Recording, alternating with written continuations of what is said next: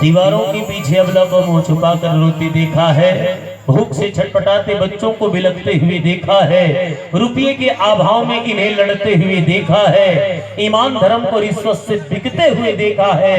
फिर भी हिम्मत न हारना मेरे दोस्तों, मैंने कीचड़ में कमल खिलते देखा है, कमल खिलते देखा है। आनंद लेते हो हमारे गीत के संग। और विक्की भाई, सागर, निज्जा और साव जी, आप सबों के डहर ले ये 50 रुपए के मैं राशि भेजे हो, हम आपकी भावना के सम्मान करथन। और आप भाई आदरणीय शालिक राम सिन्हा जी, बिसाहू राम सिन्हा और पुराण सिन्हा